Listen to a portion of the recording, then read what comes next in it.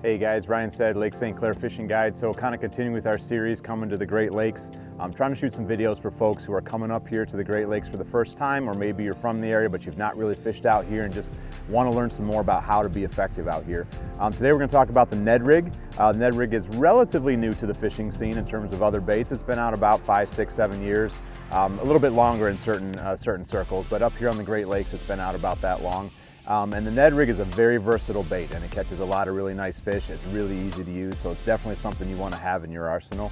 We're going to talk about the what, the when, the where, and the how on the Ned rig. How do we make that an effective tool out here?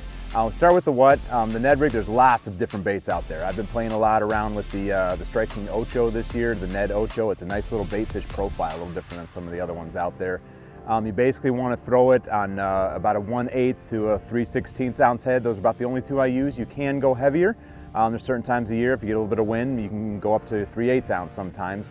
But if you have 1/8 ounce and 3/16 ounce Ned heads, I tend to favor ones on the smaller side, the hooks, because again, like you've heard me probably talk about in other videos, smaller hooks catch better smallmouth.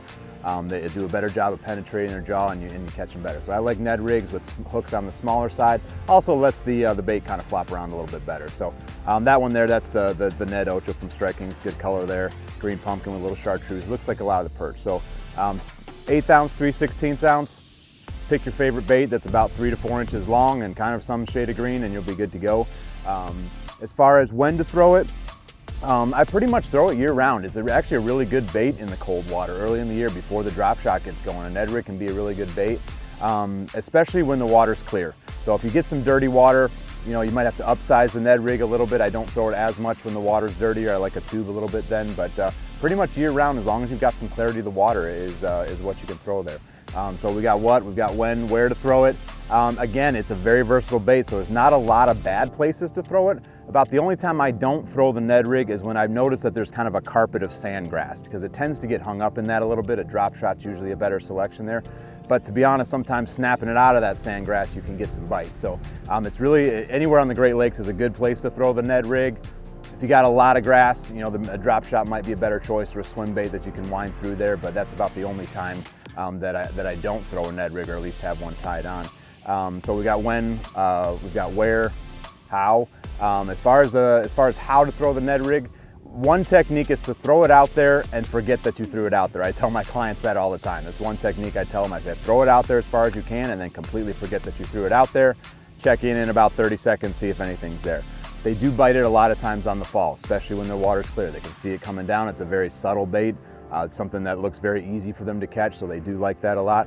You can hop it around. There's really not a wrong way to fish the Ned rig. You can hop it around, but a lot of times it's just letting it sit out there, move it along a little bit, let it sit a little bit longer, and then a lot like the drop shot, I don't really fish it all the way back to the boat. I fish it about halfway back to the boat, and I throw it back out there and get another cast down. Again, they like to bite it on the way down, so why spend all your time just dragging around?